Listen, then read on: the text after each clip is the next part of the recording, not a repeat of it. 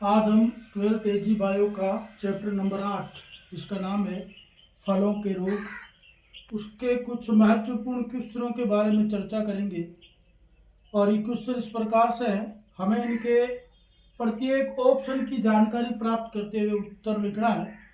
तो शुरू करते हैं। क्वेश्चन नंबर 1 है, नासुर रोग होता है तो नासुर रोग का संबंध किस फल और किस रोग से होता है उसके बारे में पूछा गया है। तो देखो, नासुर रोग वैसे तो आपको पता ही है कि ये सभी रोग किसके द्वारा होते हैं। पहला रोग जैसे कैंकर है, ये तो नींबू का कैंकर है। दूसरा मलानी तो अमरूद का मलानी है। तीसरा छाछिया तो बेर का छाछिया। तो यदि हम देखें कि नासुर नासुर का मतलब यहाँ ये होता है कि किसी फल पर कोई ब्लैक स्पॉट बन जाता है और उसकी कोशिकाएं धीरे धीरे डैमेज हो जाती है, तो वो कंडीशन नासुर कहलाती है। तो यहाँ पर ये जो 4 ऑप्शन है उसमें नासुर का जो संबंध है वो सबसे ज़्यादा है कैंकर रोग से। ये जो हमारा ऑप्शन है ये ऑप्शन नंबर 1 सही होगा, यानी कि ए इसमें एकदम करेक्ट है।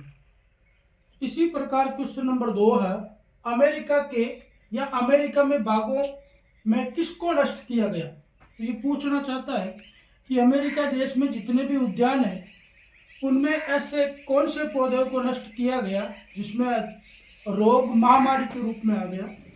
तो इसमें भी देख लो, आपकी सामान्य स्थितियों में सबसे ज़्यादा महामारी के रूप में जो रोग था वो रोग था नींबू का कैंकर रोग। तो इसमें भी हमारा ऑप्शन ए सही हो जाता है।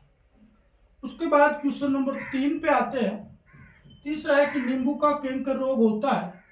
ये पूछना चाहता है कि इसका जो रोग जनक है वो जीवाणु है, विषाणु है या प्रोटोजोआ है या अदरवाइज कोई भी हो सकता है। तो यहाँ ये ऑप्शन है कि क्या नींबू का कैंकर रोग कवक के द्वारा होता है, फंगस बनाती है, क्या ये वायरस के द्वारा होता है, क्या बैक्टीरिया के द्वारा होता है, या जो निमेटोड सूत्रकृमि है उसके द्वारा होता है। तो हम पढ़ चुके हैं कि जो नींबू का कैंकर रोग है वो होता है जीवाणु के द्वारा। इसका ऑप्शन नंबर सी सही। उसके बाद में क्वेश्चन नंबर 4, नींबू के कैंकर रोग की पुनरावृत्ति होती है। यानी कि पुनरावृत्ति का मतलब यह है कि कौन से माध्यम है जो इसको वापस लेके आ सकते हैं या ये किसी एक पौधे से दूसरे पौधे में फैल सकता है। तो यहाँ पर लिखा है वायु, वर्षा, सुरंगी कीट। तो हमें पता है कि ये कीट इनके द्वारा भी गमन कर सकता है। तो इसकी स्थितियाँ क्या हो जाती है कि भाई वायु, वर्षा और सुरंगी तीनों ही इसके लिए सूटेबल ऑप्शन है। तो हमारा उत्तर होगा डी। इसी प्रकार क्वेश्चन नंबर 5, अमरूद का मलानी रोग किस ऋतु में होता है। ये बेहतरीन क्वेश्चन है। तो अमरूद का मलानी रोग वैसे जहाँ पर जल की अधिकता होती है वही होता है। तो देखो, ग्रीष्म ऋतु में बैक्टीरिया सक्रिय नहीं हो पाते, तापमान ज्यादा होता है। यहाँ तापमान कम होता तो भी सक्रिय नहीं हो पाते।